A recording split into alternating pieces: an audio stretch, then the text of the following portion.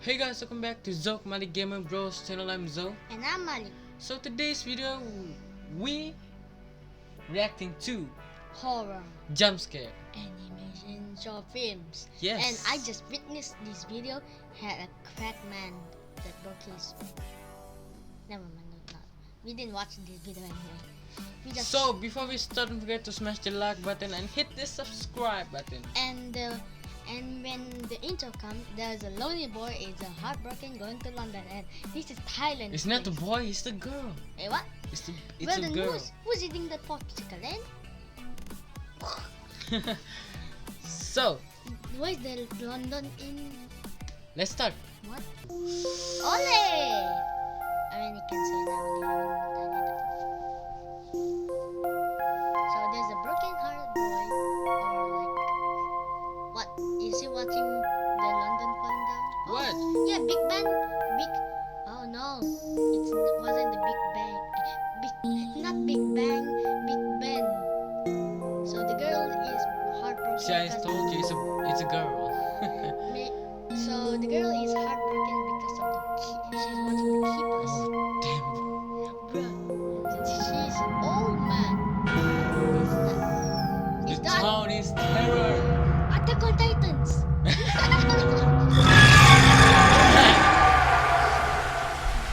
no, it's not. It's Attack on Terror. Terrorist.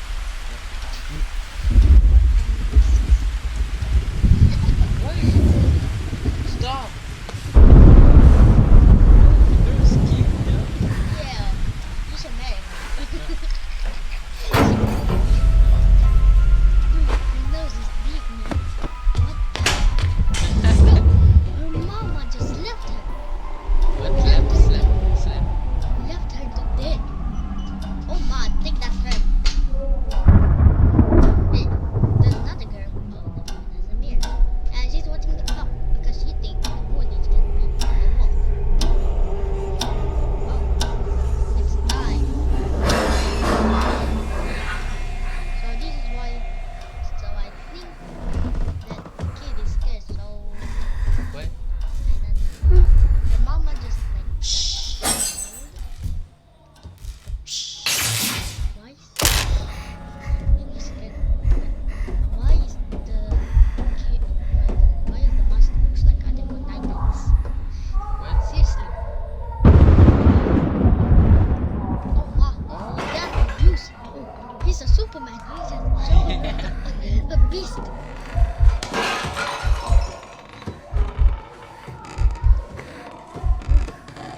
Why? Titans? Bruh, when oh no, she's watching. Really, bro? Is this Titans? Oh damn!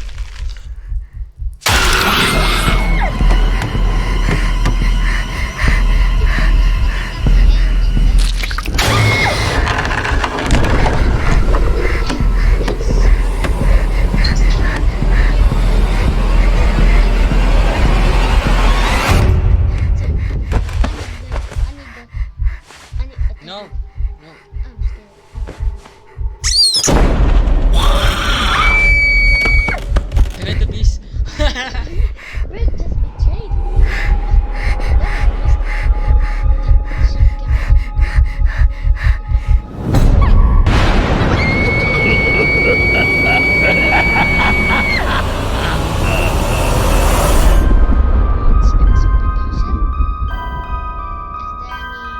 It's Titan family. It's time to put some scares.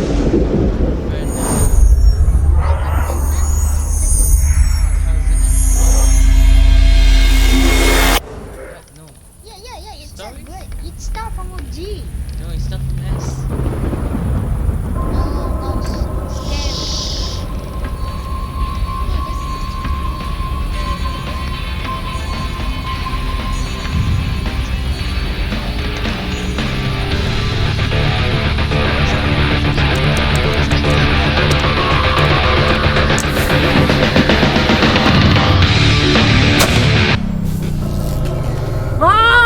Lights out!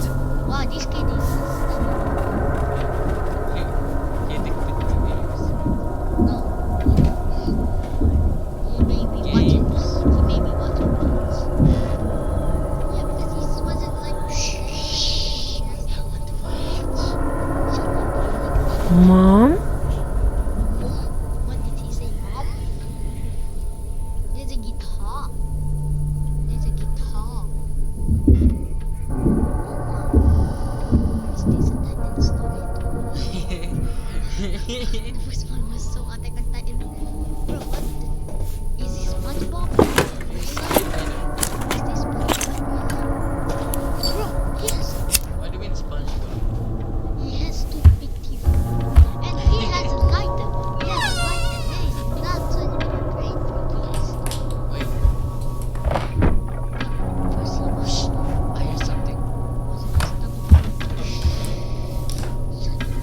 Shut up. Mom? He's gonna die. Behind you. Why the heck it is so big? Behind you.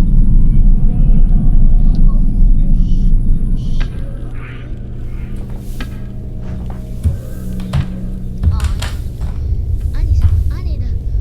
Oh man.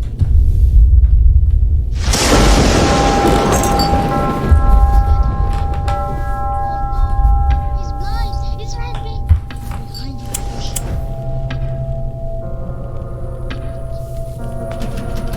You're going to sleep.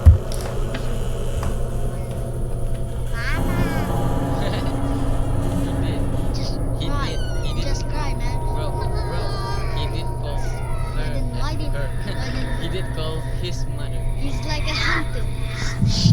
I'm talking like a I'm serious. talking.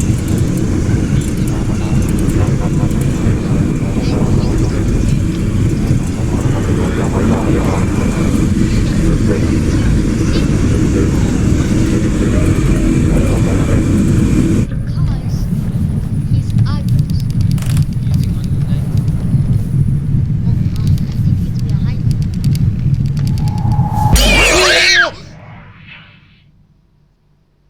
Goodness, what is that? Goodness, garlic. Why is there garlic in this place? Next video. 2050. But the second was so scary, man. Why did that kid? Why did that kid That's just? not Titans. That is Titans. Yes, but the first one was Titan, but the second one. Yeah, see, he is so skinny. Oh, What?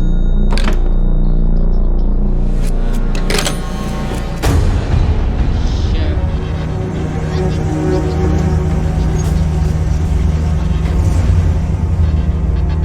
I think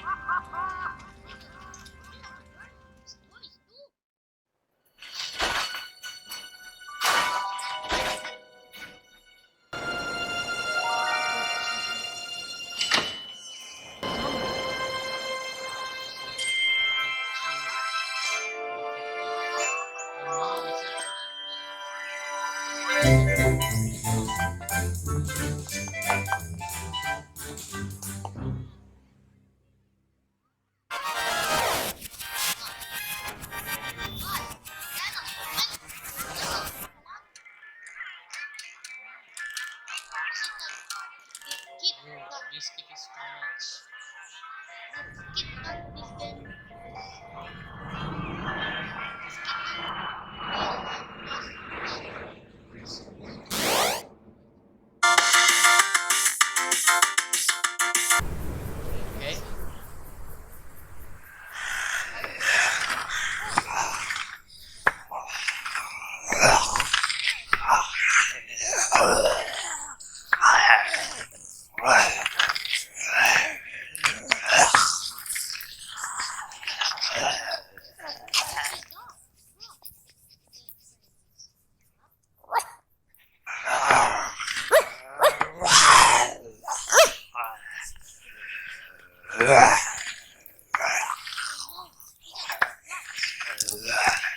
Okay.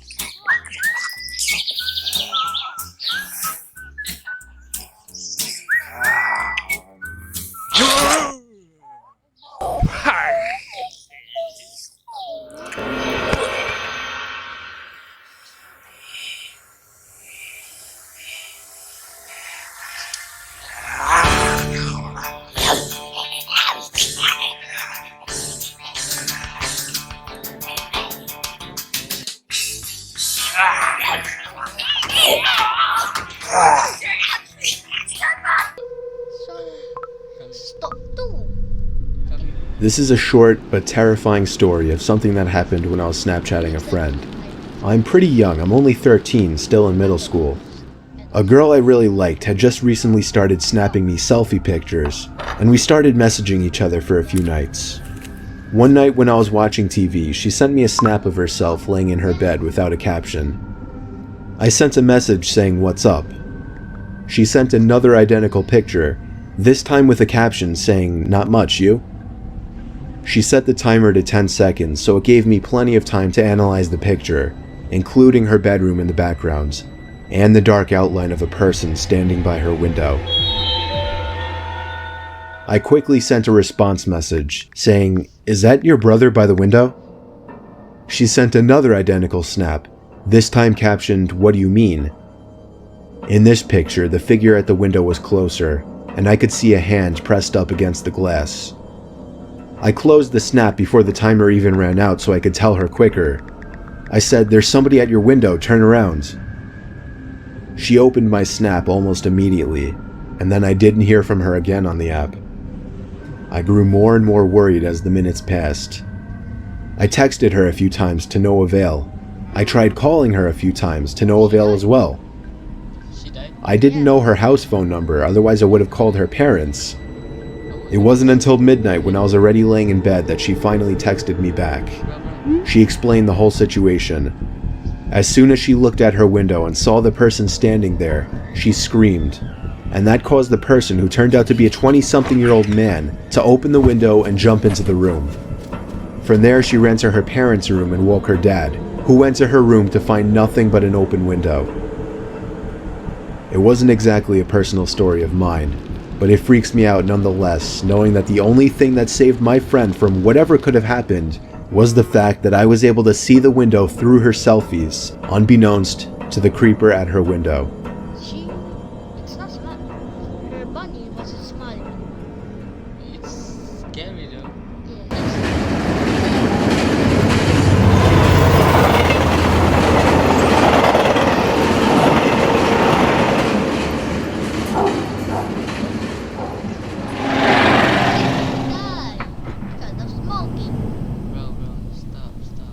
When I was a kid in the suburbs of Chicago, adventure meant Quetico Provincial Park, up on the border of Minnesota and Canada. The name implies the place was small, but Quetico is a 1,000,000-acre nature preserve, so big you could go days and days without seeing another soul. We would go on camping trips up there, weeks of canoeing and portaging, seeing bears and moose and deer, sleeping under star-soaked skies. The park was isolated and so pristine, you could actually drink the water straight from the lakes. But I won't be going back to Quetico anytime soon. Not after what happened to a girl named Frances Brandywine. She's beautiful. But she's gonna die. Frances was 17 at the time, black-haired and with a reckless nature, Because determined always to leave the well-trod path, to break new ground and be alone. A few years ago, Frances was up in Quetico with her family. They were in a remote part of the park, camped on the shore of one of the deeper lakes, a lonely body of water carved millions of years ago by a passing glacier. The deep part of this particular lake was rumored to be about 300 feet. That's deep. One night after her family went to bed, Frances took the rowboat out, planning to find a quiet spot in the middle of the lake, lay on the bench of the boat, look up at the sky, and maybe write in her journal. So she left the shore, rowed for about 20 minutes, and when she felt satisfied that she was over the lake's deepest spot, she lay down on the bench and looked up at the night sky. The stars were very bright, and the aurora borealis was shimmering like a neon lasso. yeah, Russian where's that? On the She was feeling very peaceful. icy place. Then she heard something strange. It was like a knock. She sat up, guessing that the boat had drifted to shore and run aground, but she looked around the boat and she was still a half a mile from shore. Did she order a pizza? She leaned over the side to see if she'd hit anything, but she saw nothing. No log, no rocks. What do you think, brother? Inside that She lay back down. She told herself it could be any number of things: a fish, a turtle, a stick that had drifted under the boat. She relaxed again and soon fell into a contented reverie. She had just closed her eyes when she heard another knock. This time it was louder, a crisp, like the sound of someone knocking hard on a wooden door. Except this knocking was coming from the bottom of the boat. Now she was scared. She leaned over the side again. It had to be an animal. But what kind of animal would knock like that? 3 quick, loud knocks in rapid succession? Her mouth went dry. She held onto each side of the boat, and now she could only wait to see if it happened again. The silence stretched out. A few minutes passed, and just as she began to think she'd imagined it all, the knocks came again, but this time louder. She had to leave. She lunged for the oars. She got them in place and began rowing. The water was very calm, so she should have made quick progress. But after rowing feverishly, she looked around, and she realized that she wasn't moving at all. Something was keeping her exactly where she was. Again, she tried rowing. She rowed and rowed on the verge of tears, but she went nowhere. She stopped. She was exhausted. Her heavy breathing filled the air. She cried. She sobbed. Yeah, because of the graphics. But soon she calmed herself again, and the boat was silent again for 10 minutes, Beautiful. and 20. Again, she tricked herself into thinking she'd imagined it all. But just like before, just when she was beginning to get a grip on herself, the knocking came again, this time as loud as a bass drum. The floorboards of the boat shook with each knock, Now she was so shaken she started making questionable decisions.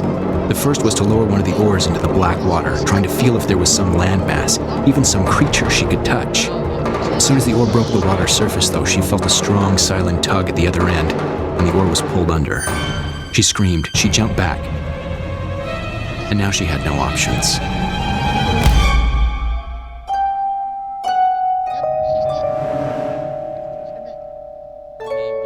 All she could do was sit and hope Oh no, her parents. and wait.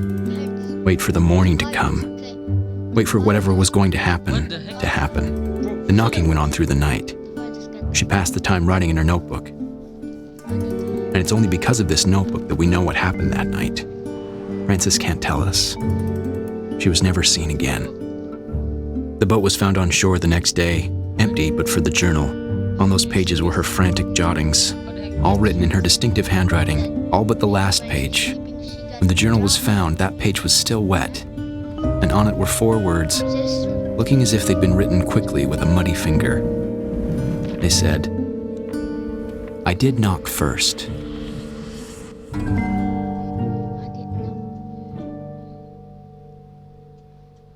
Bro, what do you mean that's creepypasta? Chop. Creepypasta. Floor 13 is creepypasta. X-ray controlled area. Bro.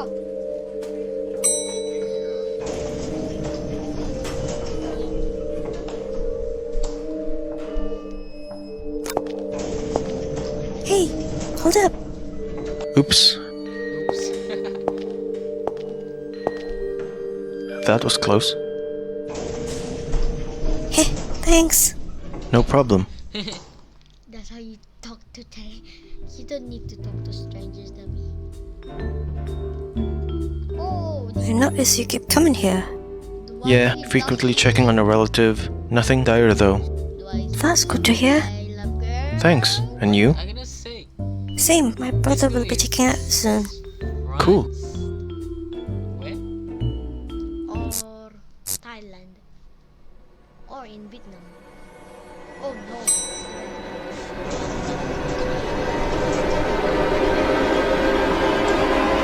What the?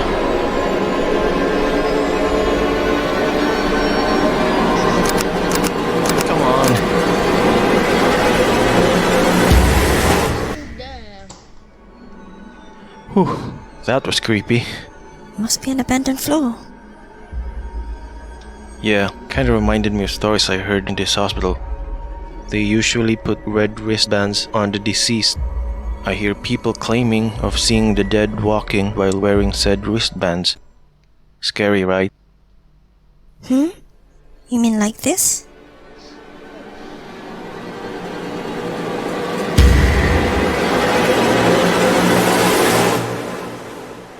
That's gotta be a joke, please. Tell me that's gotta be a joke. She's just joking wearing maybe she buy that. Bro, that's scary.